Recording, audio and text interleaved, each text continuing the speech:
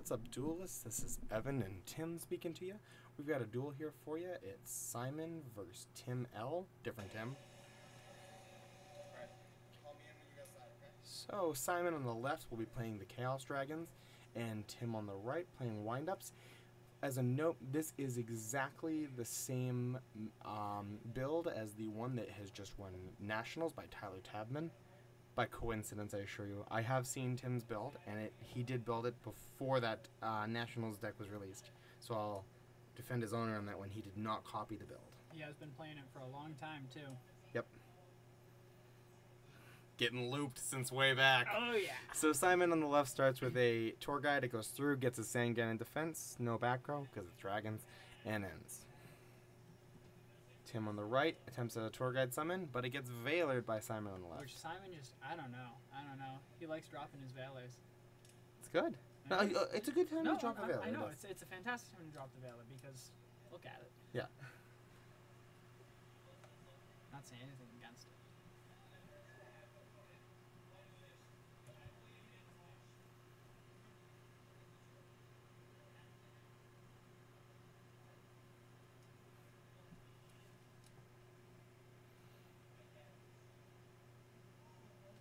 So right here, Tim's got a lot to debate because most of his cards are back row right now, at least from what I can see. Yeah, so what he does is he rams the tour guides so that at least he can't exceed summon a rank 3, and then he just sits on Sangan. But he summons a Dark Flare Dragon, tribute summons a Sangan, which I'll get his effect off in a moment, but Tim responds with a Bottomless Trap Hole.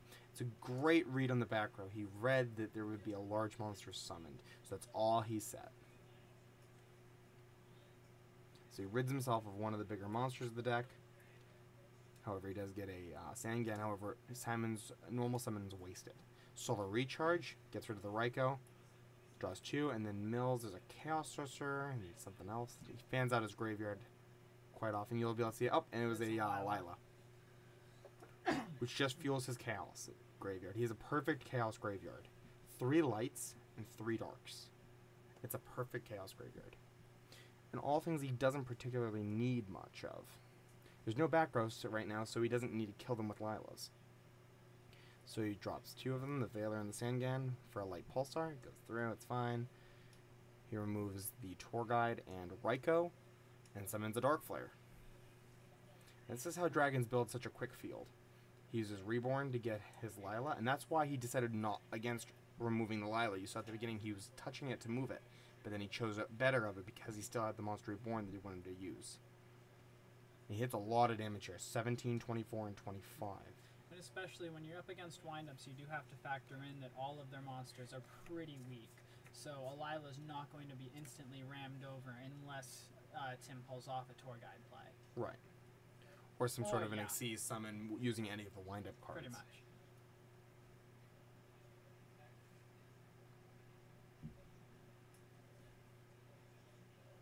So here we have Lila milled, what was it, a recharge, and... There's a recharge, I haven't seen it. He does look through it, there was a Lila and a Red Eyes Darkness Metal. Yep. Now it is Tim's turn. Tim now knows that there's a Red Eyes in there, and he can't kill Light Pulsar while Red Eyes is still in the graveyard. So he has to mull over, how is he going to prevent Light Pulsar from getting its effect? There's only one dragon, and it's Red Eyes. So he's going to, in just a moment, I'll spoil it, he plays a Monster Reborn, and he gets the Red Eyes. And with the hand that he had, it was kind of dependent on that tour guide. He didn't draw a lot of monsters, so he wasn't able to kind of move the play along. If you saw, you can see he has a rat, and he had a wind-up factory. He opened with the factory, so if he had gotten the Zen Maiden, then he would have played his wind-up factory. Yeah. As for it, but he didn't play that first, because then that would have spoiled the rest of his move, along with being Lila fodder. Mm-hmm. Leaving spells and traps unnecessarily against a Chaos Dragon deck is never a good thing. So he activates his Monster Reborn and targets the Red Eyes Darkness Metal Dragon. He leaves it upside down to show that it is Simon's.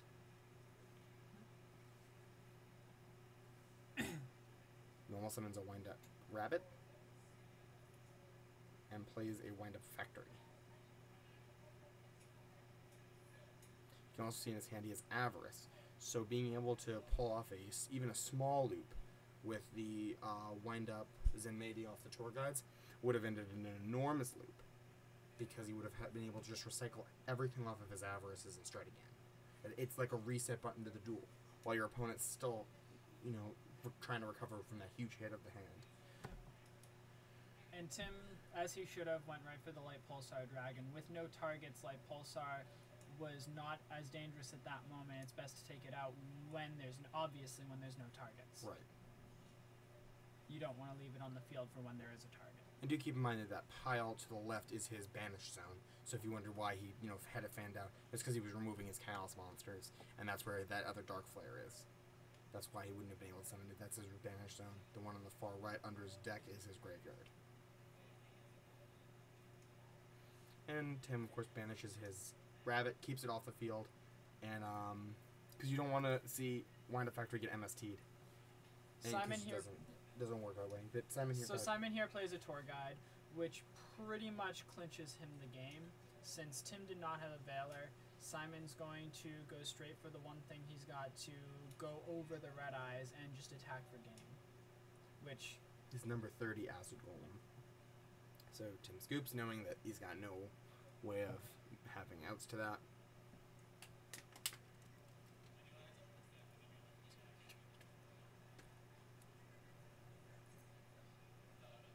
Alright, so we move on to game 2.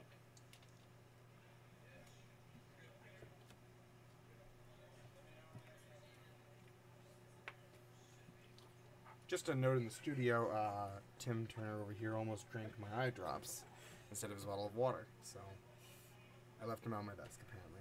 So Tim opens and normal summons his Wind Up Rabbit and says to back row, we really don't know what we're doing anymore. No. So, right, so there was a Wyvern summoned at some point. Just yeah, now? Eclipse Wyvern on Simon's turn. Declares an attack against Wind Up Rabbit, but it gets banished by a Dimensional Prison. On the end phase, Tim's MSTs and hits a Solar Recharge. I also gotta say, I really do like seeing a few traps in Wind Up. Sergeant Stabley was likely sided in, but a Deep Prison. I always like a Deep Prison. Yeah. Deep Prison's a really good hit because it doesn't... There's nothing in the Dragon deck that can't... They can really work out of the banished zone too easily. Yep. Eclipse Wyvern's really their only way through that. Which now Eclipse Wyvern himself is banished, ironically enough. Yep.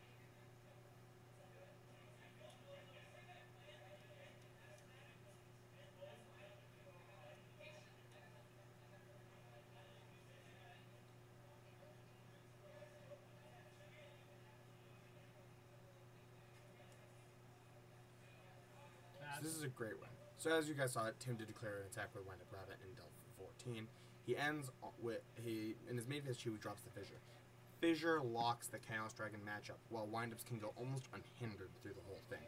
He's fine with anything really getting banished because Rabbit can banish himself, and none of his monsters, which are either Xyz materials, are going to go to the banish zone. They're going to go to the graveyard instead. If he tries to loop, his mateys will go to the graveyard, the banish zone, but that's it.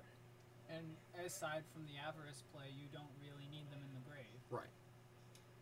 It's just between the rats, the hunters, and whatever other cards he was using, sharks, rabbits, whatever, and they're all going to be in the graveyard because they count as Xyz materials, not monsters you control.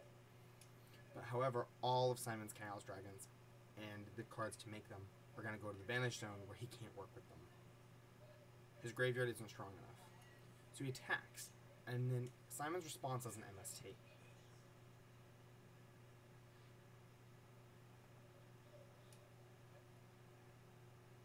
So Tim lets it through, and he drops the Gores.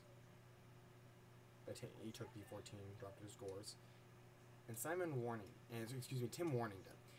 Simon's want to MST it was so that he could have Gores as his monster in the graveyard. He wants it to be in his graveyard. He needs that dark target. So he read, knowing that he had Gores, he read that there was going to be some sort of a solemn warning. So he needed to get rid of the D-Fissure. Now Simon plays his Future Fusion.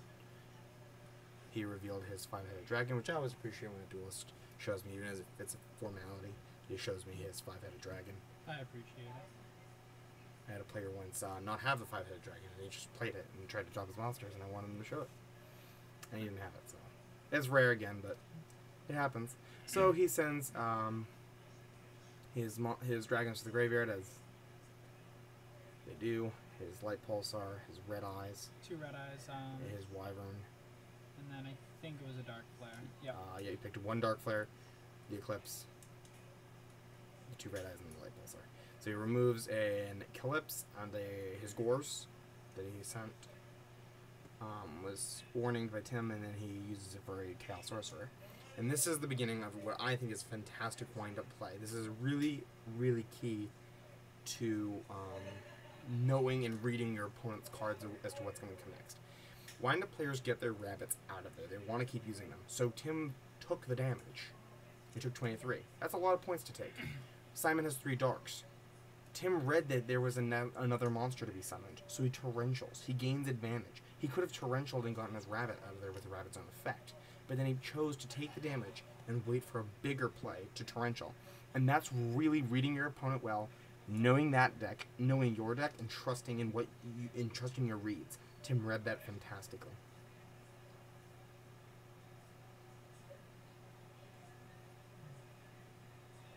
So Tim takes 1,000 from his instant fusion, summons a flame ghost. Goes into a Zen Mighty. Goes to activate its effect, and there's A another Veiler. Veiler. The key point of that was Tim summoned it in attack mode. This does mean he can still attack with it. Now, while that seems obvious to people, people like to summon them in defense mode. But at the late game, if Simon gets a Chaos Monster off and gets any of his cards back and repeats a play, that's going to spell game. I once lost you for leaving Shine Balls in defense mode back during Agents. It happens. And the biggest thing is to not just leave things in defense mode and leave them on the field. If you can use it, use it. Tim has the Bottleness. It's an out to light pulsar. So Simon dark holes his Zenmaity. Tim draws. And he's got the tour guide. He's going to go into the Esgolm. A fake handshake there. You know, accidental. Inside joke in the studio. Alright, so game 3. Yeah, it's fun.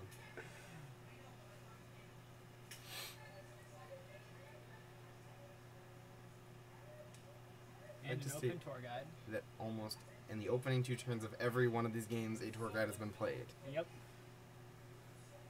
Sometimes more than one. Yeah, you know? Lots of tour guides. Like, I'm pretty sure they're all secrets, too. I'm sure. I have no doubt. These players have been playing these decks for a while. So Tim MSTs with a Ghost MST on his Ultra MST. Tim also summons a tour guide. And no Veiler. No Veiler this time. That's interesting. We've seen a lot of Tim's tour guides getting Veilered. So it's nice to get a tour guide hit. So Simon shows he has 3 cards left in hand. His 1 back row. Tim's got to be really careful. It is Chaos Dragons, but they have been siding. Yep. Tim uses Zenmaity. You can see he carefully removes that material, waiting for that Veiler, cringing for it. Doesn't come. Brings out the Hunter. Exactly. And reveals Shark and plays it. And of course, to anybody who knows wind-ups even remotely well, this means loop. Hunter's effect, tributes Zenmaity, drop a card from his hand. Ryko. Ryko would have been the weak opening. Simon went for a strong opening. He wanted to have the tour guide and Sangan, because he knew if he got looped, he would still be able to play with a Sangan rather than play with a Ryko. He'd be relying too much on top decks that way. So, the effect, Rat. Get the Hunter, tributes Zenmaity, hit another one. And there's Gores. So that's again very important. Those are some really strong hits. That's a light and a dark in the graveyard. So it opens up for a good top deck too. Exactly. It's not the best hand to play with, especially when you've been looped. It's not great to have to play off top decks. However, Chaos Dragons are, if a deck could play off top decks, it's Chaos. It's Chaos Dragons and Rabbit that can do it best. And I think Chaos Dragons, if he can top deck like a BLS or something, it's key. And he loses a Chaos Sorcerer. So there was his Chaos monster that he could have, removed. However, if you're playing against windups and you see that field, you know you're getting looped. Yeah. If you don't have an out to it, you're getting looped, and you're losing the 3 cards. So Tim centers his cards, which is great for us because the glare on the glare from the lights overhead. Just gonna say, I really like that Blood Mephis mat. I love a good Blood. Yeah. For people who don't know, Simon is actually Simon Yip. He has a couple YCS tops under his belt. Very experienced player, been playing since the beginning of the game, and it's a pleasure to have had him for the duel. Absolutely. We like good Yu-Gi-Oh! in Epic Duel Time. We really do. Kind of wish I'd played that week. You should have. I know. So, Simon drew. And he's got 1 face down. And he's got his Sangan. So he reborns. And he picks... His target is Gorz, the Emissary of Darkness. Which you can do, because you can normal summon that thing too. But this is the only time you'll ever really see a Bottomless hitting a Gorz, because you can't do that in the damage step, when Gorz normally would be using its effect. But, because it was reborn, it's fair game for Bottomless, so he gets hit by Bottomless. I'm just very happy to see that happen in the first place. Thinking back, I've never seen a Bottomless hit a Gorz. So Simon plays Prohibition. Because we're doing commentary, we of course know what it is. He prohibits Wind-Up Rabbit. At this point, there's not much else to go for either. It's a smart choice. Yep. So he picks... Tim plays Tour Guide, picks Tour Guide. Oh, drops a couple cards. Showed us a nice deep prison. Right? We know that's in the deck. So Tim plays Dimensional Fissure. This means no effect for Sangan. And the monster that he goes into, I would absolutely agree is a perfect thing to go into. If Simon top decks something, fantastic, and has an out to this, Zen Mains is the way to go, and Tim does go for the Zen Mains. Do we know what Tim's other back row is? Did we find that out? I'm not familiar, actually. I have no idea. I think he shows it at the end, but he may not. So we have Zen Mains. Attack Sangan. Sangan gets no effect. Direct 25. So now Simon's down to 4,000. Keep in mind, 15 and 25 is 40, and that's all he needs to win. Simon's face down was MST. Tim does not reveal what the face down is. Whoops. But Tim takes the game. You got my hopes up. That's 2-1 in the favor of windups against Chaos Dragons. From Tim and I in the studio, keep dueling, America. Peace.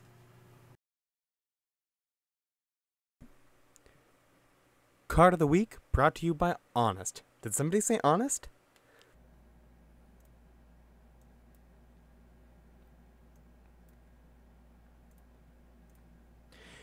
Your card of the week is Wind-Up Rabbit. During either player's turn, you can target 1 wind-up monster you control.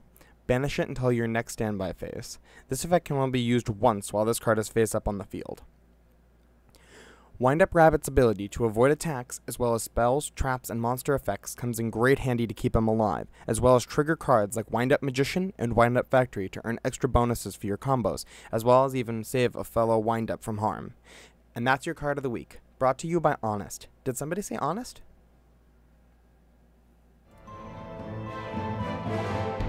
Don't forget to subscribe to our channel. We host new videos every week.